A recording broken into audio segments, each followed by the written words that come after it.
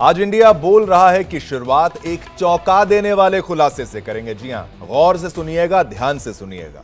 यह दावा पाकिस्तान से जुड़ा है, नूर खान एयरबेस से जुड़ा है और इसका कनेक्शन अमेरिका से भी जुड़ा है। वो भी डायरेक्ट कनेक्शन, इनडायरेक्ट नहीं, डायरेक्ट अमेरिका से कनेक्शन पाकिस्तान के नूर खान एयरबेस का। पाकिस्तान के जिस नूर खान एयरबेस को भारत ने ब्रह्मोस मिसाइल से तबाह कर दिया था, सोचिए, हमारी खतरनाक ब्रह्मोस मिसाइल से जिसको हमने नष्ट किया था। सनसनीखेज दावा यह है कि वहां अब पाकिस्तान का नहीं, अमेरिका का कंट्रोल है। अमेरिका को बड़ी दिलचस्पी थी, अब ये तथ्य सामने आ रहे हैं, वहां पर पाकिस्तान का छोड़िए, अमेरिका का कंट्रोल है और वो भी बरसों से है। लेकिन सबसे पहले ये जान लेते हैं कि दावा किसने किया है। देखिए, यह दावा पाकिस्तान के जाने माने सिक्योरिटी एक्सपर्ट ने किया है। ये है इम्तियाज गुल। ये पाकिस्तान के नामी सुरक्षा विशेषज्ञ हैं। पाकिस्तानी आर्मी की हर हलचल पर ये सालों से पैनी नजर रखे हुए हैं, सब जानते हैं ये सच क्या है, झूठ क्या है। कहा जाता है कि इनकी बातों को मुल्ला मुनीर भी बड़े ही ध्यान से सुनता है। जो फील्ड मार्शल बन गया है वो भी ध्यान से सुनता है। लेकिन इसी इम्तियाज अली ने नूर खान एयरबेस पर ऐसा दावा ठुक दिया है, ऐसा दावा कर दिया है कि पाकिस्तान और अमेरिका के अब तो होश उड़ गए हैं, होश फाख्ता हो गए हैं। गुल ने दावा किया कि नूर खान एयरबेस पर अमेरिका का कब्जा है और वहां पर कई बार यूएस के कार्गो विमान की लैंडिंग भी की गई है। देखिए, बड़ा प्रेम है पाकिस्तान और अमेरिका के बीच में, वो सारी परतें हम खोलते हुए आपके सामने रख रहे हैं। अब जिसमें, अब जानिए, सैन्य साजो सामान, जो प्लेन आता है क्या लाता है, सैन्य साजो सामान लाया गया है। लेकिन अमेरिकी सेना ने पाकिस्तान के आला कमान को कभी यह नहीं बताया कि इसमें क्या आता है।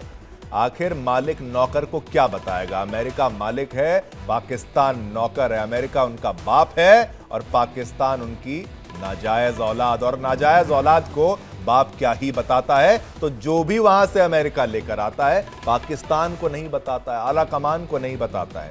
इस एयरबेस पर पाकिस्तान के किसी भी व्यक्ति को आने जाने की इजाजत नहीं है। पाकिस्तानी अंदर आना अलाउड नहीं है। अगर मुनीर और शहबाज भी यहां आना चाहें तो आ नहीं सकते, नो एंट्री। मुल्ला मुनीर की नो एंट्री, शहबाज शरीफ की नो एंट्री, बाहर रहो, दफा हो जाओ, अंदर नहीं आना। कहा जा रहा है कि अमेरिका यहां से अफगानिस्तान पर नजर पैनी नजर रखना चाहता है। अमेरिका को देखो, आपने देखा कैसे अफगानिस्तान छोड़ना पड़ा। लंबी लड़ाई लड़ना चाहता था लेकिन गया वहां से। लेकिन अभी भी अफगानिस्तान में इंटरेस्ट है अमेरिका को। सिर्फ नूर खान ही नहीं, यही खबर सरगोधा एयरबेस को लेकर भी आ चुकी है। हालांकि इस बात को ना तो पाकिस्तान की सेना ने कभी कबूला और ना ही अमेरिका ने। इम्तियाज के इस दावे को लेकर कई सवाल उठते हैं, महत्वपूर्ण गंभीर सवाल। क्या इसी वजह से डोनाल्ड ट्रंप सीज फायर का कार्ड चल रहे थे? उनको बड़ी एक्साइटमेंट थी, बड़ी जल्दबाजी थी डोनाल्ड ट्रंप को कि भाई सीज फायर हो जाए, दो न्यूक्लियर देश आपस में लड़ रहे हैं। लेकिन मामला अब तो कुछ और नजर आ रहा है। क्या ट्रंप नूर खान से जुड़ा अमेरिकी सीक्रेट छिपाना चाहते थे, भारत के डर से बचना चाहते थे? क्या इसी वजह से पाकिस्तान बार बार एफएटीएफ की ग्रे लिस्ट से बच जाता है? जाना चाहिए, बच जाता है। क्या चीन के बाद यूएस भी पाकिस्तान पर कब्जा करना चाहता है, उनको गुलाम बनाना चाहता है, वहां पर अपनी रियासत फैलाना चाहता है? या फिर अमेरिका और पाकिस्तान के बीच कोई सीक्रेट डील हुई है? इन सब मुद्दों पर हमारे साथ एक बड़ा पैनल मौजूद है। कुछ ही पलों में आपके टेलीविजन स्क्रीन पर वो पैनल आएगा और उनसे हम चर्चा को आगे बढ़ाएंगे और पूछेंगे अहम सवाल कि आखिर क्या हो रहा है पाकिस्तान में, क्या हो रहा है नूर खान एयरबेस में। स्वागत करना चाहूंगा, हमारे साथ एक बड़ा शानदार पैनल इस वक्त जुड़ चुका है। Major general Anuj Mathur, retired defence expert. Jain sir, बहुत बहुत शुक्रिया, आपने अपना कीमती वक्त निकाला। Group captain UK Devnath ji, retired defence expert. Jain sir, आपका भी बहुत बहुत शुक्रिया कीमती वक्त निकालने के लिए। Colonel Manoj Kumar ji, retired defence expert, आपको भी जैन सर, जिस तरीके से आप अपनी एक्सपर्ट एनालिसिस रखते हैं। और साथ ही साथ संजीव श्रीवास्तव जी, विदेश मामलों के जानकार हैं और जानते हैं कि पाकिस्तान में असल में क्या कुछ हो रहा है। लेकिन कई बार शुरुआत करते हैं, क्योंकि मिलिट्री पर्सपेक्टिव है, एयरफोर्स की बात भी लेंगे, लेकिन थोड़ा सा पाकिस्तान को नोचना अभी से शुरू करते हैं। माथुर साहब, आपसे मैं शुरुआत करता हूं। ये झूठा पाकिस्तान, मक्कार पाकिस्तान, धोखेबाज पाकिस्तान, गुलाम पाकिस्तान जो है, ये अमेरिका का चमचा निकला। ये बात सामने आ रही है कि उनके न्यूक्लियर एसेट्स वहां पर पड़े हैं, वो तमाम चीजें, एंट्री नहीं। आखिर क्यों अमेरिका इतना इंटरेस्टेड है? और ये नूर खान को लेकर जो एक्सपर्ट्स बता रहे हैं, आपको क्या लगता है इसमें गहराई में अंदर क्या क्या चीजें रखी होंगी? कहीं किराना हिल्स वाला मामला तो नहीं? ये बात 10 दिन पहले हम लोग डिस्कस कर चुके हैं। 10 दिन पहले मैंने एक बताया था कि किस प्रकार से पाकिस्तान ने जब न्यूक्लियर टेस्ट किया था तो कैसे आनन फानन में जल्दबाजी में भारत के टेस्ट का जवाब देने के लिए उन्होंने बलोचिस्तान में जाकर के न्यूक्लियर टेस्ट कर दिया, जो कि अधकचरा था मेरे हिसाब से। और जो हमने ये भी बात करी थी कि जो न्यूक्लियर एसेट्स इनकी हम बहुत दिनों से बात कर रहे हैं, 1 किलो 1 किलो 1/2 किलो, जो भी ये लोग सारे इनके लीडर कहते रहे हैं, 1/2 किलो सब्जी नहीं खरीद पाते ये, लेकिन एटम बम जरूर। हाँ बिल्कुल Shivam, very well said, very well said. और मैं यही कह रहा था, देखिए कि वो कहीं ना कहीं वो अमेरिका के हैं, और वो अगर किसी की भी अमेरिका के कंट्रोल में है। और जब वहां पर हमला हुआ, जब उस पे ऊपर, अब आपको ये बात क्लियर हो जानी चाहिए कि क्यों आनन फानन में पाकिस्तान ने आकर के घुटने टेके, क्यों आनन फानन में उन्होंने कहा कि आप हमें माफ करें और ये सीज फायर जो भी है, सेसेशन ऑफ हॉस्टिलिटीज आप करें। ये बिल्कुल साफ है कि अमेरिका के न्यूक्लियर इंटरेस्ट, मैं और आगे इसको इलेबोरेट नहीं करूंगा, अमेरिका के न्यूक्लियर इंटरेस्ट वहां पर हैं। और यही वजह है कि जब पहले दिन जब हमारा स्ट्राइक वहां पर हुआ था, तब अमेरिका के जो 3 जो एयरक्राफ्ट हैं जो कि न्यूक्लियर डिजास्टर के टाइम पर उनको एक्टिवेट किया जाता है, उनमें से एक इस्लामाबाद पहुंचा। फिर इजिप्ट से कोई बोरोन से लदा हुआ एक जहाज इस्लामाबाद पहुंचा। ये तमाम चीजें अब आपको लग रहा है कि पर्सपेक्टिव में आ गई हैं। और ये बात बिल्कुल निश्चित है कि अमेरिका का वहां पर बहुत बड़ा इंटरेस्ट है, और सिर्फ अफगानिस्तान पर आंख रखना नहीं है, अफगानिस्तान पर आंख चेक। माथुर साहब, ये बात जो आपने कही, ये हम पहले भी एक बार चर्चा में जब ये किराना की जब बात करते थे तो हमने ये बात कही थी कि बोरॉन से भरा हुआ जहाज आता है जो न्यूक्लियर रेडिएशन को वहां पर उठाता है। यहां पर तुर्की भी कौन सा अमेरिका का सगा नहीं है, तुर्की भी उसका ये पाला हुआ समझ लीजिए। अमेरिका के तो पाले हुए बहुत से देश हैं जो उसके हित में काम कर रहे हैं, उसी के अंदाज में चल रहे हैं, जैसा अमेरिका बोलता है वैसा वो कर रहे हैं। इसका मतलब मुझे ये समझ में थोड़ा सा ही आ रहा है कि अमेरिका क्या अपने वेपनरी को वहां पर प्लेस तो नहीं कर रहा है। माथुर साहब, आप पर भी आऊंगा, लेकिन एक बार एयरफोर्स का पर्सपेक्टिव भी ले लेता हूं, क्योंकि एयरफोर्स ने जो तबाही मचाई थी पाकिस्तान में वो सभी को याद है। आर्मी, एयरफोर्स और नेवी तो तैयार थी। अगर नेवी तबाही मचाना शुरू कर देती तो शायद पाकिस्तान ना होता इस वक्त नक्शे पर। ग्रुप कैप्टन यूके देवनाथ जी, ये जो न्यूक्लियर की धमकी दी जाती थी, और जो ट्रंप जो है, ट्रंप अंकल जो आते हैं बार बार बोलते हैं कि 2 न्यूक्लियर केपेबल नेशंस, ये एकदम न्यूक्लियर तक लड़ाई चली जाती, मैंने युद्ध रुकवा दिया। वो झूठ तो उनका पकड़ा गया, पर्दाफाश उसका हो गया, लेकिन ये न्यूक्लियर एसेट्स क्या अमेरिका बाकी देशों में भी अपने प्लेस करता है कि वहां से उसको आसानी हो फायर करने में? थोड़ा सा आप भी जरा यहां पर डिकोड करते हुए बताइए क्या है पूरा मामला। ये पाकिस्तान में अमेरिका के हित कैसे हैं, और एयरफोर्स बेस पर अगर है तो ये बहुत चिंताजनक है। शिवम, क्या अमेरिका पाकिस्तान में अपने न्यूक्लियर हथियार को रखता है? इसके बारे में काफी समय से गहन अध्ययन चल रहा है। जहां तक एयरफोर्स इंटेलिजेंस की बात है, एयरफोर्स इंटेलिजेंस जो है अपना इन मामलों पर पूरा जो इनपुट है वो एनएसए सेक्रेटरीट से लेती है, क्योंकि एयरफोर्स इंटेलिजेंस के पास कोई ऐसा तरीका नहीं है जिससे कि हमारी इंटेलिजेंस पाकिस्तान की एयरफोर्स बेस में क्या क्या अमेरिकन न्यूक्लियर हथियार हैं उनको ट्रैक कर सके। बिल्कुल एनएसए के यहाँ से वो छांट, क्योंकि एनएसए के नीचे रॉ आ जाती है, एनएसए के नीचे एनटीआरओ और काफी दूसरी ऑर्गेनाइजेशंस हैं। सबसे बड़ी बात है एनएसए जो है उनके जो लोग हैं रॉ के थ्रू वो IAEA, international atomic energy agency के वहां पर भी हैं। जो हमारे जो न्यूक्लियर साइंटिस्ट हैं वो भी एयरफोर्स को रिपोर्ट नहीं करते हैं। जैसे बीएआरसी है, बार्क है, भाभा एटॉमिक रिसर्च सेंटर, वो भी सब रिपोर्ट करते हैं एनएसए के सेक्रेटरीट। ठीक है। तो पिछले 10 साल 5 साल से ये शक था, क्या ये सच बात है और इससे अमेरिका को क्या फायदा है?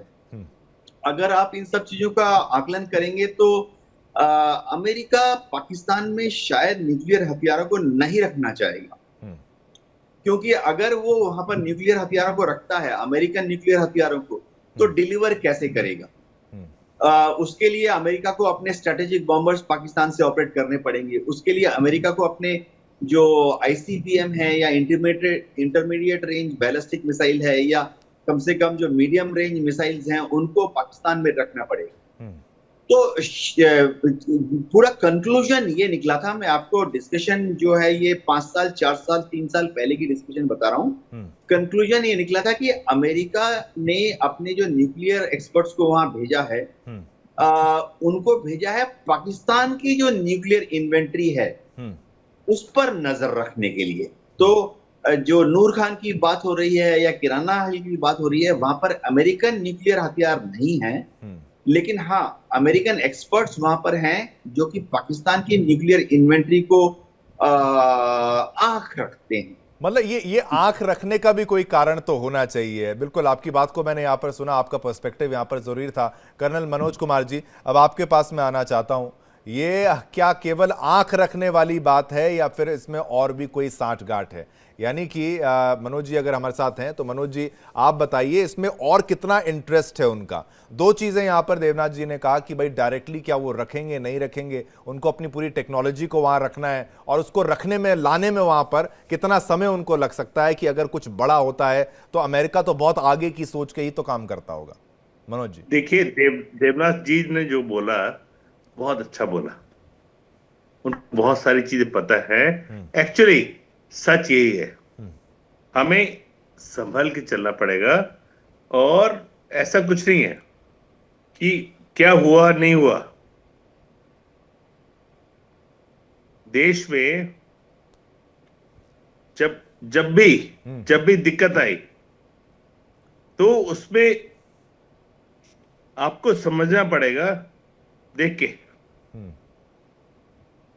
ठीक है मनोज जी, आपकी बात को मैंने समझा। संजीव जी आपके पास मैं आना चाहूंगा। संजीव जी, ये थोड़ा सा हमें समझना होगा कि न्यूक्लियर की बात ना केवल पाकिस्तान के मुंह से बल्कि अमेरिका भी बहुत बार बार याद दिलाने का प्रयास करता है कि ये दोनों न्यूक्लियरी केपेबल जो है ये देश हैं, दोनों के दोनों, अगर वो ऐसा बात कहते हैं। ये बार बार याद दिलाने की आवश्यकता क्या है? डोनाल्ड ट्रंप बीच में तो बड़ा क्रेडिट ले रहे थे और अब ये जो खुलासा है ये तो ऐसा तो नहीं कोई न्यूज चैनल अचानक से आके मनगढ़ंत एक ख्याल बना के कर लेगा। ये पाकिस्तान का डिफेंस एक्सपर्ट, एक सिक्योरिटी एक्सपर्ट अगर आके बता रहा है तो इसमें कितनी गहराई हो सकती है, ये आप संजीव जी समझाइए। और वहां पर न्यूक्लियर एसिड्स भी क्या प्लेस करने की संभावना आपको लगता है होंगे?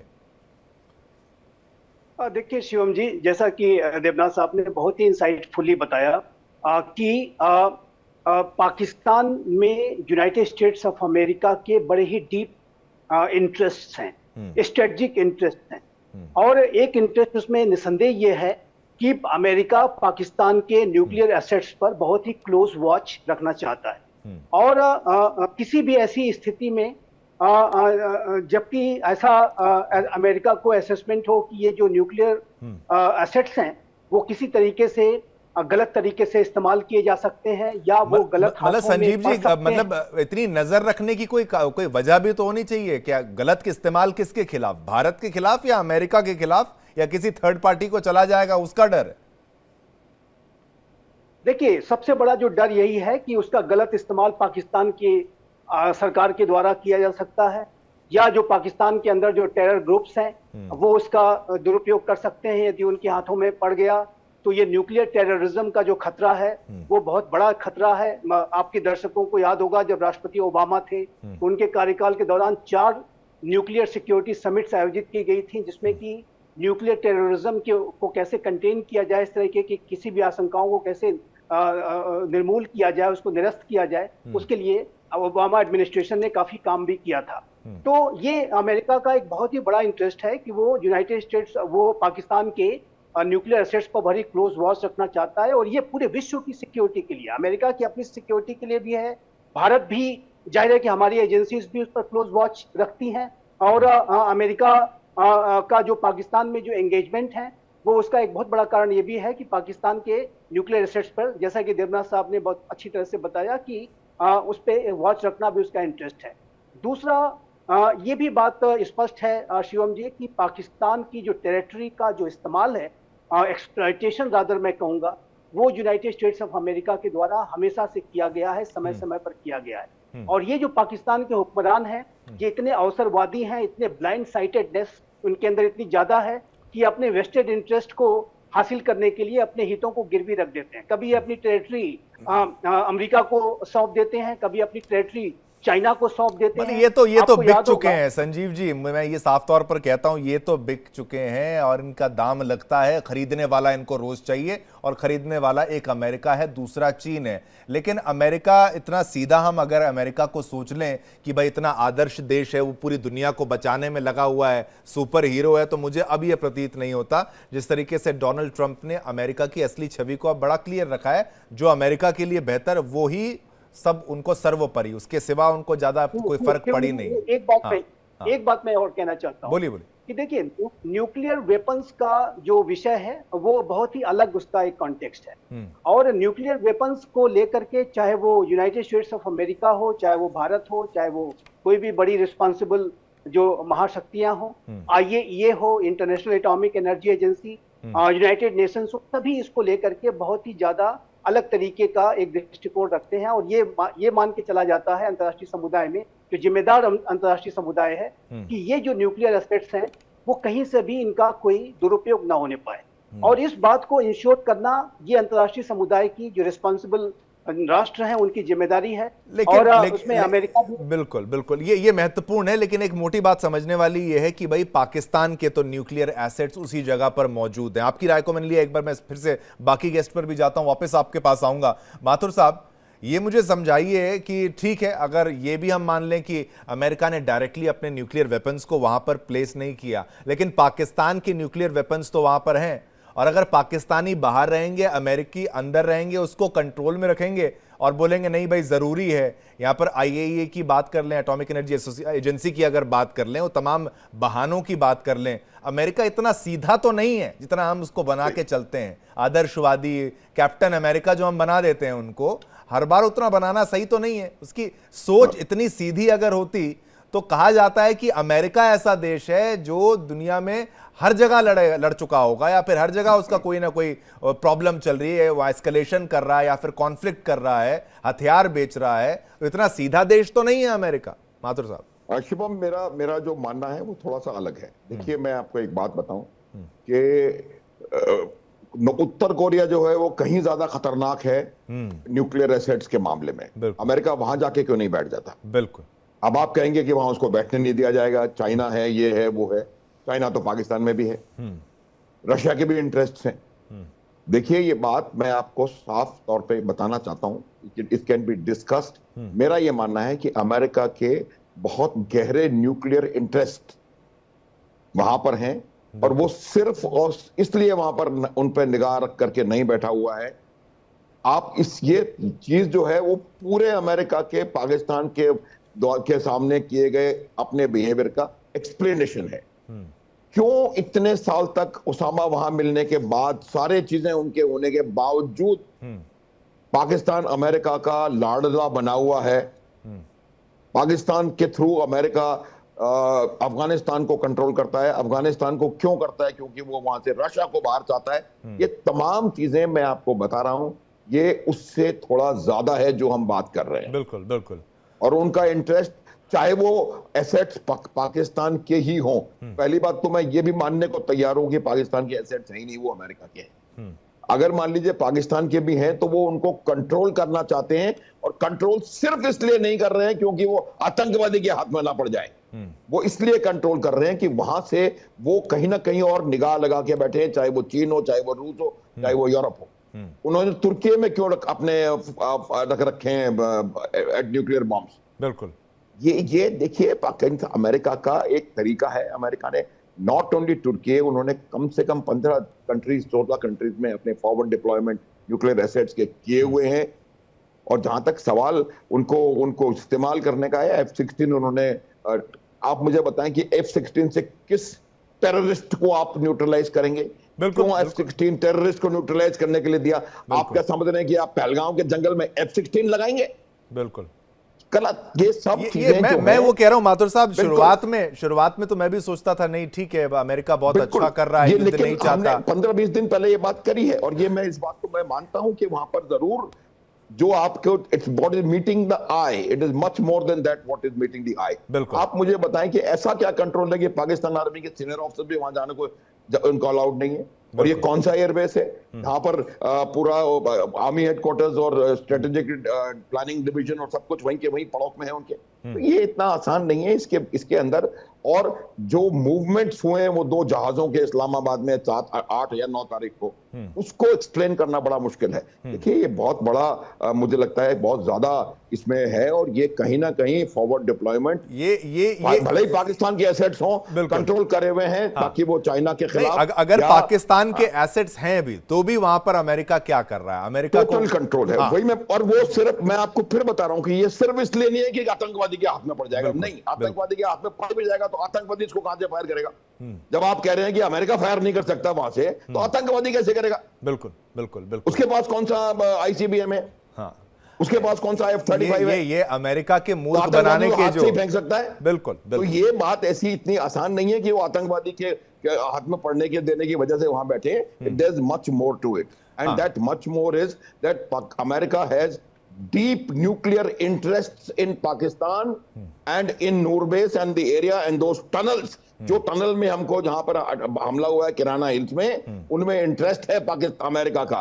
और वो मैं आपको गारंटी से बता सकता हूं कि वो सिर्फ इसलिए नहीं हो सकता है कि कहीं वो हाफिज सईद के हाथ में नहीं पड़ जाए। हाफिज सईद जब आप अमेरिका के पास वहां पर लॉन्चिंग कैपेबिलिटी नहीं है, तो हाफिज सईद के पास तो मैं कह रहा हूं हाफिज सईद तो है ही पाकिस्तान का। हाफिज सईद को तो थाली में रख के दे दें अगर उनको देने को। मेरा ये मानना है कि थोड़ा इसको और ज्यादा सीरियसली समझने की आवश्यकता है। और ये अमेरिका का जो निगाहें हैं वो सिर्फ अफगानिस्तान में नहीं है, क्योंकि अफगानिस्तान को वो और भी कई जगह से कंट्रोल कर सकते हैं, किया है उन्होंने।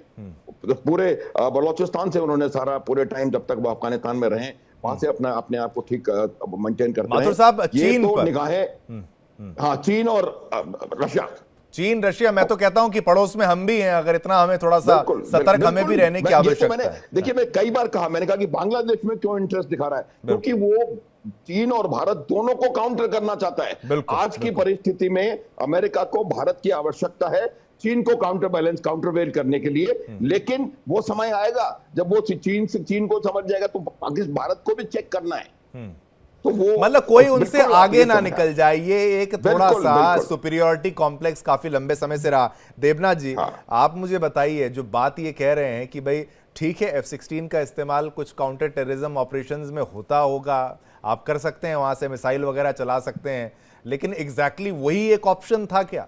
या इतना हथियारों से उसको लैस करना, इतने उन्नत हथियार देना, फिर चीन भी इतने हथियार उनको दे रहा है, उसके भी स्ट्रेटेजिक इंटरेस्ट, और फिर जो किराना में हमने कहा, वो अगला मैं सवाल आपसे पूछूंगा, लेकिन इतना मददगार अमेरिका क्यों है पाकिस्तान का?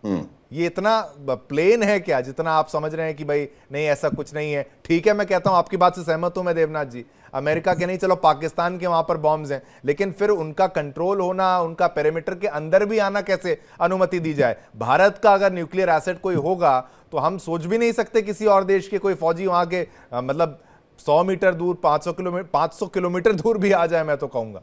देवनाथ जी। शिवम जी, देखिए, पाकिस्तान और अमेरिका का जो रिलेशनशिप है बहुत स्पेशल रिलेशनशिप है। हिस्टोरिकल पर्सपेक्टिव में जाए तो आजादी के बाद से ही उन्होंने सीएटो ज्वाइन कर लिया था, सेंटो ज्वाइन कर लिया था, और फिर उनको इसीलिए शाबाशी के बतौर M48 पैटर्न टैंक मिल गए थे, F-86 सेबरजेट मिल गए थे। पाकिस्तान की जो स्ट्रेटेजिक वैल्यू है अमेरिका के लिए वो इतनी सिग्निफिकेंट है जो हम देख चुके हैं बार बार। अफगानिस्तान में जब रूस की फौज का दबदबा था, मैं 70 और 80 की दशक की बात कर रहा हूं, तो उनको उठा के किसने बाहर फेंका? पाकिस्तान ने, तालिबान खड़ा कर। अब अमेरिका को ये मालूम है कि पाकिस्तान उनको चाहिए, गुड पाकिस्तान भी उनको चाहिए, बैड पाकिस्तान भी उनको चाहिए, चीन पर नजर रखने के लिए उनको चाहिए। भारत को काउंटर बैलेंस करने के लिए क्या अमेरिका पाकिस्तान का इस्तेमाल कर रहा है, इसकी अभी तक पुष्टि नहीं हुई है। पर थोड़ा सा गैस तो कर सकते हैं देवनाथ जी, आप थोड़ा मुझे लग रहा है सेफ खेल रहे हैं। मैं कहता हूं let's be open our imaginations और थोड़ा खुल के इसके बारे में सोचा जाए ये बोला जाए कि भाई कर तो सकते हैं ना, कि आप अगर अमेरिका की जगह होते तो आप चाहते कि आपका डोमिनेंस रहे पूरे क्षेत्र में, पूरे भूभाग में, और आपसे कोई बड़ा बन जाए तो आपको वो खतरा तो लगेगा। और अगर अमेरिका को भारत अभी तो इतना बड़ा प्रॉब्लम नहीं है, चीन को तो जरूर मान रहा है। चीन जब भारत को मान रहा है तो अमेरिका भारत को थोड़ी सी प्रॉब्लम कभी ना कहीं तो समझता होगा। आईफोन वाले मामले में तो उसने साफ कह दिया कि तुम आईफोन वहां नहीं बनाओगे, एप्पल को तो साफ कह दिया। तो ये बड़ा खुल के नहीं सामने आ रहा है। कुछ चीजें जो छुपी हुई थी, एक बड़बोलेपन में डोनाल्ड ट्रंप कुछ बातें कह जाते हैं, तो थोड़ा सा अपनी इमेजिनेशन को साफ खोल के अगर हम बोलें तो हो सकता है क्या? आपसे बात आज निकलवानी है मुझे कुछ। देखिए, जहां तक अमेरिका और भारत के रिलेशंस हैं, मैं बता रहा हूं, शक की बुनियाद पर नहीं है।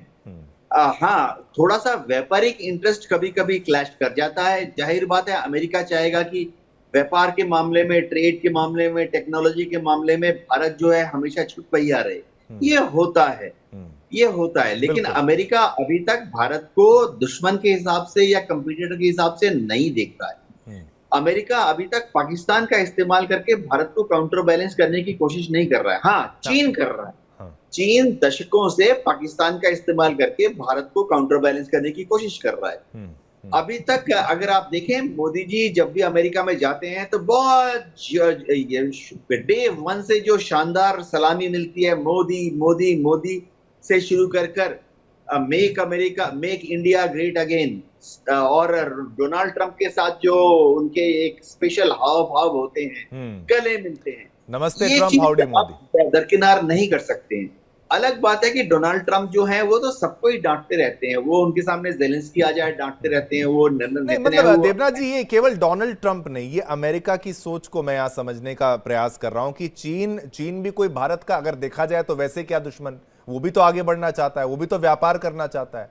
वो तो भारत को एक बाजार के रूप में भी देखता है, बाजार को बर्बाद भी नहीं कर रहा। चीन के बारे में भी हमें समझ लेना चाहिए, उनकी मैन्युफैक्चरिंग कैपेबिलिटी है। देखिए, अमेरिका भी कैपिटलिस्ट है, तो वो सोच तो कहीं ना कहीं आती है। आप मुझे सुन पा रहे हैं? हाँ, बिल्कुल बिल्कुल, आप बोलिए। ठीक है, थोड़ा सा आपका यहाँ पर नेटवर्क खराब हुआ है, उसको भी हम ठीक करेंगे। लेकिन अब संजीव श्रीवास्तव जी, आपके पास मैं आना चाहूंगा। थोड़ा सा ये अगर हम डिप्लोमेसी को समझें, कूटनीति को समझें, इतना सरल है क्या कि भारत और अमेरिका दोस्त हैं, भारत और रूस दोस्त हैं, इतना सरल होता है? या फिर जो सीधा रास्ता है ये बहुत घुमावदार है? असल में अगर देखा जाए तो दोस्ती जहां जरूरत की है वहां पर होगी, और जहां मजबूरी है वहां मजबूरी की होगी, और जहां पर थोड़ा नजर रखना है, टाइट रखना है, तो वहां टाइट भी रखा जाता है। इसीलिए हमें ये तो परेशानी का सबब इसलिए है कि भाई भारत और पाकिस्तान के बीच में कुछ है, होता भी है। अमेरिका का अगर इंटरेस्ट वहां पर है, अब कल को अमेरिका के एसेट्स इसी तरीके से उड़ते जाएंगे भारत के अटैक में, तो अमेरिका भी सोचेगा ना, यार मैं ये इनडायरेक्टली तो इन्वॉल्व हूं। देखिए शिवम जी, अंतर्राष्ट्रीय राजनीति बहुत ही कॉम्प्लेक्स होती है और बहुत सारे इसमें इंटरेस्ट प्ले आउट करते हैं, और बहुत ही एक जटिल प्रक्रिया से ये सारी चीजें गुजरती हैं। और अंतर्राष्ट्रीय समुदाय के बारे में और अंतर्राष्ट्रीय राजनीति के बारे में हम ये जानते हैं कि इसमें एक एनार्की है, इसमें एक कोई सेंट्रलाइज्ड फोर्स नहीं है। जो नेशंस हैं वो आपस में अपनी अपनी शक्ति का प्रदर्शन करते हैं, अपने अपने इंटरेस्ट को आगे रखते हैं, और इस आधार पर कोई एक यूनाइटेड नेशंस तो जरूर है, लेकिन यूनाइटेड नेशंस कोई सेंट्रलाइज्ड बॉडी के तौर पर कंट्रोलिंग का रोल वो नहीं प्ले कर पाता है। और वहां पर एक शक्ति का प्रदर्शन और नेशनल इंटरेस्ट को सर्व करने की एक प्रतिस्पर्धा रहती है। यही अंतर्राष्ट्रीय राजनीति की रियलिटी है, इसको रियलिस्ट थिंकिंग के रूप में हम जानते हैं। देखिए, एक बात कहना चाहता हूं, जैसे मैं बिल्कुल सहमत हूं माथुर साहब से कि पाकिस्तान के अंदर अमेरिका के जो इंटरेस्ट हैं उन्हें हमें और गहराई के साथ समझना होगा। और जैसा कि मैंने कहा कि पाकिस्तान एक अनस्टेबल टेरिटरी है, पाकिस्तान एक अस्थिर राष्ट्र है, और इस अस्थिर राष्ट्र में एक न्यूक्लियर एसेट्स हैं, ये भी एक सच्चाई है। और इस तरीके के जो न्यूक्लियर एसेट्स, यदि पाकिस्तान का आप कल्पना कीजिए, यदि वो डिसइंटीग्रेशन होता है या पाकिस्तान में कोई टेररिस्ट ऑर्गेनाइजेशन टेक ओवर करता है, जैसा कि तहरीके तालिबान पाकिस्तान की मंशा है, या तालिबान या कोई अन्य जो ग्रुप्स हैं वो किसी तरीके से वहां पर बहुत बड़ी अराजकता पैदा कर देते हैं, कि जिसकी की वजह से वहां की जो सरकार है उसका जो कंट्रोल है उसके सिस्टम्स पे कम होता जाता है, तो ऐसे में उस सारी सिचुएशंस को डील करने के लिए यूनाइटेड स्टेट्स ऑफ अमेरिका अपने एंगेजमेंट्स बना के रखता है। और मेरा ऐसा मानना है कि यदि कोई ऐसी स्थिति आती है तो अनेक महाशक्तियां जिसमें कि भारत भी शामिल होगा, वो ऐसे स्ट्रेटजीज पर काम करेगा कि जिसकी की वजह से पाकिस्तान की जो न्यूक्लियर एसेट्स हैं उनको सेफ और सिक्योर किया जा सके। और अमेरिका के बारे में मैं ये भी बताना चाहूंगा कि वहां पर एक रिपोर्ट आई थी, हालांकि इसकी पुष्टि नहीं हुई थी, लेकिन उनकी एक स्नैच एंड ग्रैब स्ट्रेटजी के बारे में भी कुछ कयास लगाए जाते हैं कि अमेरिका इस तरीके की स्ट्रेटजी भी बना के रखता है कि ऐसे आपातकालीन स्थितियों में कि जब न्यूक्लियर वेपन्स के गलत इस्तेमाल की संभावनाएं हो, तो ऐसे में ये स्नैच एंड ग्रैब स्ट्रेटजी की उनके वेपन्स को ही जो कैप्चर करके और उनको सेफ लोकेशन पे शिफ्ट कर दिया जाए। मतलब ये आप कह रहे हैं कि भारत पाकिस्तान में अगर युद्ध हो जाता तो न्यूक्लियर हो सकता था, उसको स्नैच एंड ग्रैब करने की बात? किसी भी स्थिति में भारत पाकिस्तान का एक संदर्भ तो अवश्य है, लेकिन यदि कोई टेररिस्ट ऑर्गेनाइजेशन टेक ओवर करता है, जैसे पर संजीव जी एक बात हमें ये भी याद रखनी चाहिए कि अगर हम अमेरिका की बात करें तो उसको इतना सीधा इतना सपाट नहीं कह सकते। शिवम जी, मैं सीधा तो कहीं नहीं रहा हूं। हाँ। मैं बिल्कुल भी सीधा नहीं कह रहा हूं। आतंकवाद विरोधी भी मुझे नहीं लगता संजीव जी मैं उसको कहूंगा, मतलब आज मैं थोड़ा भिन्न आपको लग रहा हूंगा, लेकिन मैं बड़ा ये एनालिटिकली इसलिए कह रहा हूं कि आप ये सोचिए रूस को टैकल करने के लिए अफगानिस्तान में कौन लाया एक ऐसा संगठन जो कि विरोध कर। मैंने आपके शिवम जी, मैंने आपकी सोच में बहुत बार इस बात को कहा है कि और हर जगह जहां भी मौका मिलता है मैं कहता हूं कि अंतर्राष्ट्रीय समुदाय में आतंकवाद के संदर्भ में जैसी एकता होनी चाहिए, जैसी कोलैबोरेशंस होने चाहिए, वैसा कोलैबोरेशन दिखाई नहीं देता, डबल स्टैंडर्ड्स दिखाई देते हैं और इसी वजह से आतंकवाद की चुनौती पर मुकाबला नहीं कर पाए। एक बात मैं और कहना चाहता हूँ, नॉर्थ कोरिया का जो संदर्भ आया या ईरान का कोई अगर संदर्भ आप ले लें तो नॉर्थ कोरिया एक बहुत ही टाइटली कंट्रोल्ड रिजीम वहां पर ऑपरेट करती है और वहां पर भी मेरे असेसमेंट के मुताबिक अमेरिका अपनी पूरी कोशिश करता है कि वहां पर अधिक से अधिक अपना एक्सेस बढ़ाया जाए, लेकिन वहां पर एक्सेस बढ़ाना बहुत ही दुरूह कार्य है। ईरान का जो न्यूक्लियर वेपन प्रोग्राम है उस पर भी अमेरिका की बहुत क्लोज वॉच रहती है, इजराइल की एजेंसीज बहुत एक्टिव रहती हैं और मेरा ऐसा मानना है कि जो भी अनस्टेबल टेरिटरीज हैं, अनस्टेबल रिजीम्स हैं, चाहे वो पाकिस्तान हो, चाहे वो नॉर्थ कोरिया हो, चाहे वो ईरान हो, ऐसे टेरिटरीज पर न सिर्फ अमेरिका बल्कि पूरे अंतर्राष्ट्रीय समुदाय को एक क्लोज जो वॉच और रखना चाहिए, क्योंकि ये पूरे एग्जिस्टेंशियल इशू है, ये कोई साधारण इशू नहीं है। बिल्कुल और रख सकते हैं तो क्यों ना रखें वाली सोच भी है, लेकिन न्यूक्लियर के इतने पास रहना और फिर भारत ने जो अटैक किया उसमें फिर अगर अमेरिकन भी वहां पर होंगे तो फिर घाटा। शिवम जी, एक बात मैं और कहना चाहता हूँ। बोलिए। देखिए, उसके साथ साथ मैं ये भी कहूंगा कि ये बिल्कुल सच है, जैसा कि माथुर साहब ने कहा कि अमेरिका का जो इंटरेस्ट है पाकिस्तान के अंदर वो सिर्फ न्यूक्लियर वेपन्स को लेकर की नहीं है, ये मैं बिल्कुल सहमत हूं। उसका जो इंटरेस्ट अमेरिका पाकिस्तान की टेरिटरी का इस्तेमाल, उसने चाइना के साथ संबंधों, हेनरी किसिंजर का दौर याद कीजिए जब उन्होंने पाकिस्तान का उस समय इस्तेमाल किया था। अमेरिका ने पाकिस्तान का इस्तेमाल तालिबान के खिलाफ लड़ाई करने में फ्रंट लाइन स्टेट के तौर पर किया और मुशर्रफ को रातों रात यू टर्न करना पड़ा। वही मुशर्रफ जो तालिबान को खड़ा करने में सारी अपनी ताकत लगाई थी।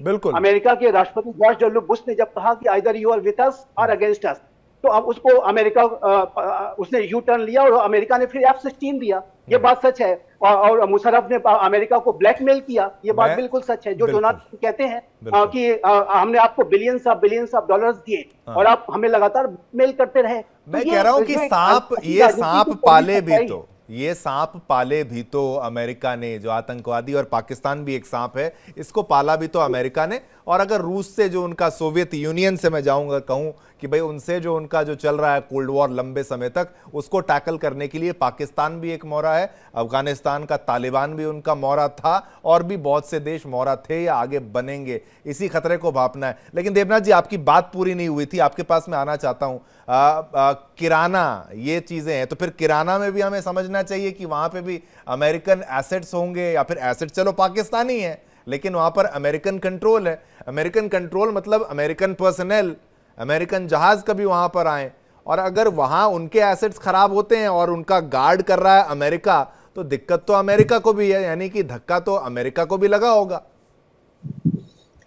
शिवम जी, देखिए, यूएस एयरफोर्स जो है वो हमेशा पाकिस्तान से ऑपरेट करती रही है, चाहे पेशावर हो, चाहे कराची हो, या अभी नूर खान हो, उनका तरीका ये है कि यूएस एयरफोर्स के जो ट्रांसपोर्ट विमान है, रिकनेसेंस विमान है, एक जमाना था जब U2 आके वहां ऑपरेट करते थे, या SR-71 भी देखे गए थे। वो क्या करते हैं, जो उनका एसओपी है वो ये कि एयरफील्ड के 1 या 2 हैंगर और एयरफील्ड का एक कोना वो दे देते हैं यूएस एयरफोर्स को। ठीक है। बाकी जो एयरफील्ड है, यानी बाकी जैसे रनवे है, एयर ट्रैफिक कंट्रोल है, वो सब पाकिस्तान एयरफोर्स के कंट्रोल में रहता है।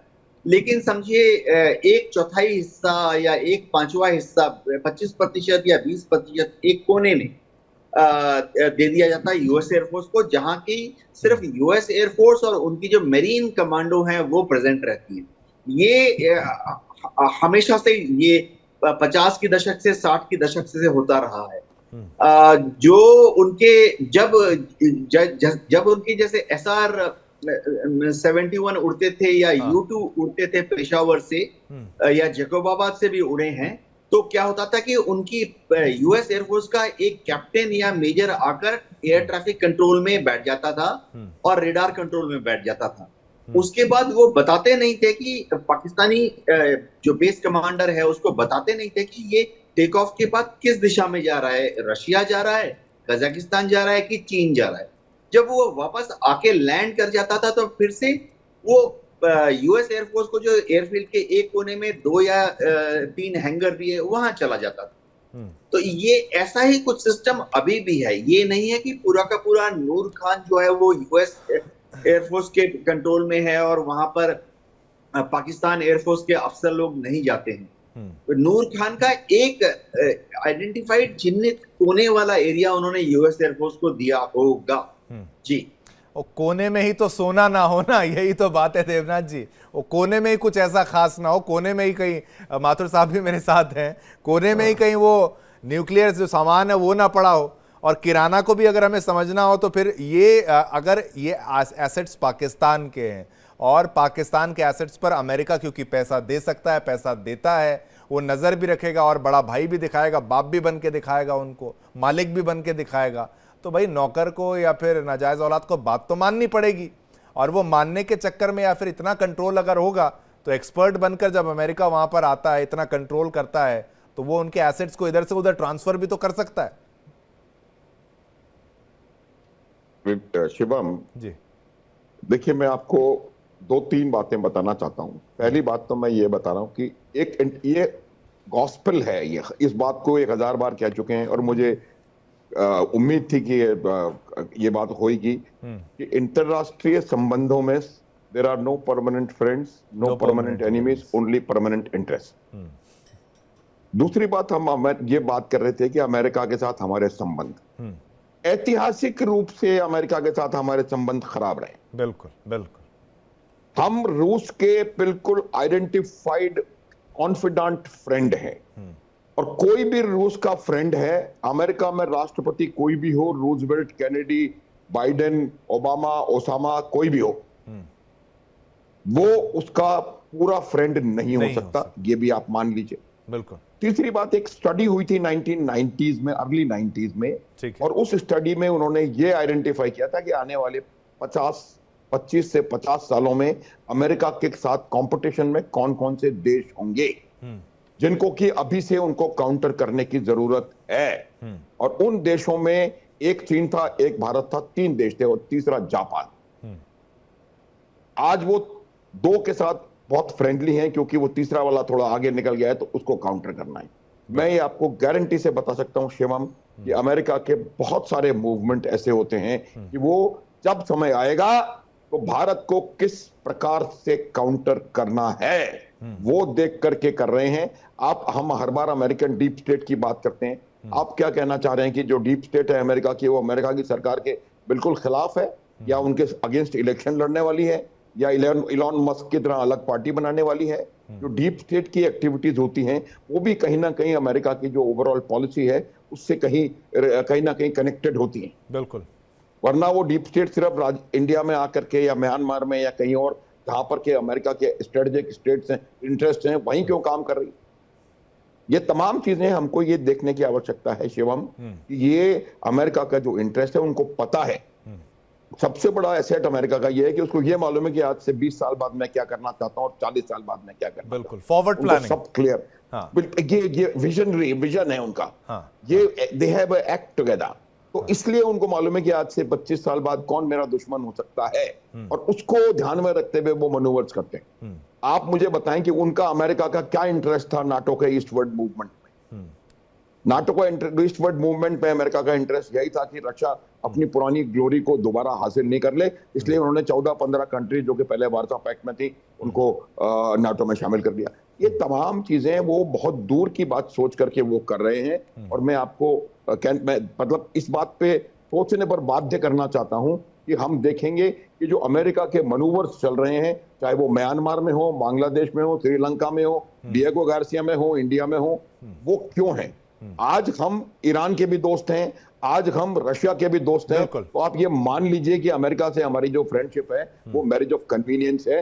आज की तारीख में America needs India to counter China, इसलिए वो हमारे साथ लल्लो चप्पो। मैं तो माथुर साहब एक बात ये भी ऐड करूंगा कि रशिया जो है, रशिया नहीं चाहता कि भारत और चीन लड़े, वो RIC को भी डेवलप करना चाहता है और उससे भी दिक्कत अमेरिका को हो जाएगी कि भाई ये कैसे। हाँ बिल्कुल भाई, हमने कुछ दिन पहले क्रिक की बात करी थी, चाइना, रशिया, ईरान और कोरिया, वो जो अलाइनमेंट उभर करके सामने आ रहा है इंटरनेशनल, उससे अमेरिका बहुत परेशान है क्योंकि अमेरिका का बिल्कुल आइडेंटिफाइड उनके टारगेट्स हैं, आइडेंटिफाइड उनके फ्यूचरिस्टिक प्लान्स हैं और उनके ऊपर वो काम करते हैं। बहुत गहराई से काम हो रहा है उनके। बिल्कुल, इसीलिए वो और सेंट मार्टिन। हाँ, इसमें कोई बुराई नहीं, ये सच्चाई है। मैं कहता हूं कि भारत को भी ऐसे करना चाहिए, ऐसे गलत नहीं कर रहे हैं। हाँ बिल्कुल बिल्कुल बिल्कुल। संजीव जी भी समझते हैं कि भाई ऐसा नहीं कि हम डोनाल्ड ट्रंप की कोई बुराई यहां पर कर रहे हैं। डोनाल्ड ट्रंप एक अच्छे इंसान है संजीव जी, आप भी ये जानते हैं इस बात को, किस तरीके से उनकी कुछ पॉलिसीज बहुत अच्छी है, जैसे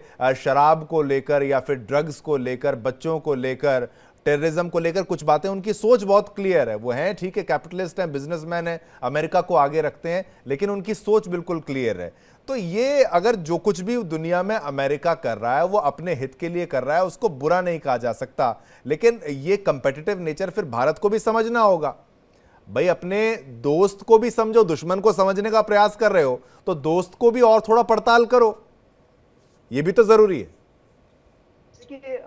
मैं शिवम जी इस आने वाले दशकों में, अगर मैं वर्षों और दशकों की भी बात करूं, तो मेरा ऐसा मानना है कि भारत और अमेरिका के बीच के जो स्ट्रेटेजिक रिलेशनशिप हैं वो और अधिक प्रगाढ़ होंगे, गहरे होंगे, मजबूत होंगे, क्योंकि दोनों ही बड़े लोकतांत्रिक राष्ट्र हैं और सबसे बड़ी जो चुनौती 21वीं सदी में है वो चाइना की चुनौती है। भारत भी उस चुनौती से जूझ रहा है और यूनाइटेड स्टेट्स ऑफ अमेरिका को भी वो राष्ट्र चैलेंज कर रहा है और उसकी जो मंशा है 2049 तक विश्व के नंबर 1 बन जाने की है। इंडो पैसिफिक रीजन को तो डोमिनेट करना ही चाहता है। तो ऐसे में ये भारत और अमेरिका दोनों के स्ट्रेटेजिक इंटरेस्ट में है कि वो अपने कोलैबोरेशंस को गहरा करें और न सिर्फ भारत और अमेरिका बल्कि जो अदर डेमोक्रेसीज हैं, चाहे वो जापान हो, चाहे वो ऑस्ट्रेलिया हो, चाहे वो साउथ चाइना सी के डेमोक्रेटिक राष्ट्र हो, यूरोपीय राष्ट्र भी इंडो पैसिफिक रीजन में अपनी। संजीव जी, कहा जाता है कि मतलब एक आपकी बात में ऐड ऑन करूं, आप अपनी बात को पूरा करिएगा। कहा जाता है कि 2050-49 जो भी आप कह रहे हैं, चाइना जो था वो चाहता है नंबर 1 बनना, और जब उसको लगा कि वो इस टारगेट को अचीव नहीं कर पा रहा है तो उसने ये कोविड महामारी की जो है वो वुहान लैब्स में शुरुआत करी है, या तो मैं आगे हो जाऊं या दुनिया को स्लो कर दूं, दुनिया मुझसे आगे ना चला जाए, और वो पूरा का पूरा गेम जो है उल्टा पड़ गया।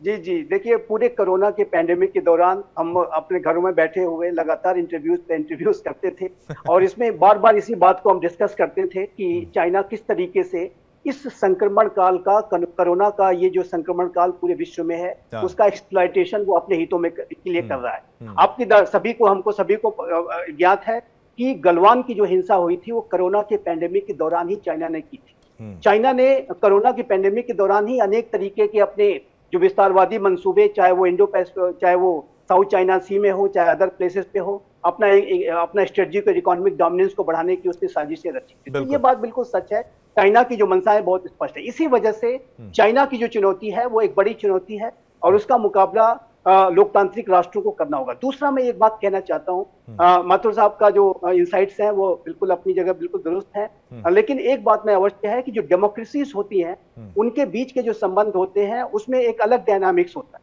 जो भारत और चाइना के जो संबंध है वो एक अथॉरिटेरियन और एक डेमोक्रेटिक कंट्री के बीच के संबंध है। अमेरिका और चाइना के संबंध एक अथॉरिटेरियन और डेमोक्रेटिक कंट्री के बीच के संबंध है। लेकिन डेमोक्रेसीज के बारे में कहा जाता है कि ये जो अपने विवाद के जो विषय हैं उसको वॉर फील्ड पे हल करने के लिए दिशा में बिल्कुल जब तक कोई ऐसा ही बहुत वर्स्ट के सिनारियो ना हो जाए तब तक वो नहीं जाएंगे। Democracies don't fight each other, इस तरीके की बातें अंतर्राष्ट्रीय समुदाय में हम कहते हैं। तो मेरा ऐसा मानना है कि भारत अपना विकास करेगा। भारत का जो लक्ष्य होना चाहिए विकसित भारत को बनने का होना चाहिए। अमेरिका के राष्ट्रपति डोनाल्ड ट्रंप भी मेक अमेरिका ग्रेट अगेन बनाना चाहते हैं, लेकिन यदि भारत और अमेरिका के बीच में इस तरीके की सहमति बनती है कि दोनों लोकतांत्रिक राष्ट्र अपने अपने लक्ष्यों को हासिल करें तो ये पूरे विश्व के डेमोक्रेटिक रूल्स बेस्ड ऑर्डर के लिए अच्छा होगा। लेकिन यदि अमेरिका भारत के साथ कंपीट करना चाहेगा, यदि वो चाहेगा कि भारत के विकास को रोके और तो ऐसे में या वहां का डीप स्टेट जो कि हम इस बात को हम जानते हैं कि वो डीप स्टेट के जो सोच होती है वहां के ऊपर जो सरकारों की सोच जो दिखावे वाली जो सोच ऊपर की दिखती है उससे बहुत ही भिन्न होती है। और डीप स्टेट में क्या क्या कारनामे किए हैं हम सब जानते हैं। कोल्ड वॉर के समय में क्या किया, आज भी डीप स्टेट क्या कर रहा है, ये सब कारनामे हम जानते हैं। तो ये डीप स्टेट, ये डार्क स्टेट जिसको हम कहते हैं, ये कभी खत्म, डार्क स्टेट, डीप स्टेट जो भी आप कह लें उसको, ये खत्म नहीं होगा। डीप स्टेट से हमें सतर्क रहना होगा, हमें सतर्क रहना होगा और हमें अपनी देखिए एक बात बहुत ही लाउड एंड क्लियर है शिवम जी, मैं अंत में इस बात को कहना चाहता हूं कि भारत का जो लक्ष्य है बहुत ही स्पष्ट होना चाहिए। हमें विकसित भारत बनना है और उसको बनने की प्रक्रिया में कोई रास्ते में अगर आएगा तो उसका मुकाबला करेंगे। विकसित भारत और सेफ भारत, सेफ भारत, एक सेफ भारत। यहाँ पर देवनाथ जी आखिरी समय है, मैं सभी से राय लेना चाह रहा हूँ। देवनाथ जी एक महत्वपूर्ण बात बताइए, अमेरिका का इन्वॉल्वमेंट होना नहीं होना, ये एक बात हमने काफी आगे चर्चा को यहाँ पर लाया और आपने कहा डिस्कशंस है, चर्चा है, कहा जाता है और अमेरिका भी इसको डिनाई तो जरूर करता है लेकिन हाँ जरूर सपोर्ट देने की बात करता है। लेकिन ऐसे में भारत का क्या, अमेरिका का होना भी और पाकिस्तान का धमकाना भी, ये पाव पाव किलो बोलते हैं, इतनी धमकियां देना भी किसी भी डेमोक्रेसी के लिए या किसी देश के लिए एक अच्छी आदत नहीं है। और भारत ने अब तो कह दिया है न्यूक्लियर ब्लैकमेलिंग हम नहीं सहेंगे, लेकिन हमें इसका एक परमानेंट सॉल्यूशन भी निकालना है। किराना हिल्स में कहा जाता है जो हमने स्ट्राइक करी है, जो की गई होगी, वहां पर उनके न्यूक्लियर एसेट्स को भी हमने बर्बाद किया है। तो या फिर हम ठीक जा रहे हैं अगर हम भारत के परिप्रेक्ष्य में न्यूक्लियर सेफ्टी की बात की जाए तो? शिवम जी, किराना हिल में जो हमले की बात हो रही है, देखिए हमने वहां 1 या 2 मिसाइल गिराए हैं, उसमें नॉर्मल कन्वेंशनल वॉरहेड लगे थे। अगर हमने ब्रह्मोस गिराई है 300 किलो का वॉरहेड होता है, उसका डैमेज मैंने ग्राउंड पर देखा हुआ है पोखरण में। अब ये सोचना कि ब्रह्मोस हमने वहां गिराया और 300 किलो के वॉरहेड ने वहां पे किराना हिल के अंदर, उसके अंदर कोई क्षति पहुंचाई, या जो मीडिया में आ रहा है कि उसके टनल के एंट्रेंस में क्षति पहुंचाई, 300 किलो के वॉरहेड से कुछ नहीं होता है कंक्रीट पर। मैं खुद अपनी लाइफ में कम से कम 250 किलो वाले बॉम्ब 40 गिरा चुका हूं। मैं अपनी लाइफ में 500 किलो वाले बॉम्ब कम से कम 20 गिरा चुका हूं। मैं तो कहता हूं अब फिर गिराइएगा एक बार जरूर, में जरूरी है। मैं कॉन्फिडेंस, हाँ बोलिए प्लीज कंप्लीट। एक 500 किलो का भी बॉम्ब आप किराना हिल के टनल के एंट्रेंस में डाल दीजिए, कंक्रीट पर कोई इफेक्ट नहीं पड़ता है।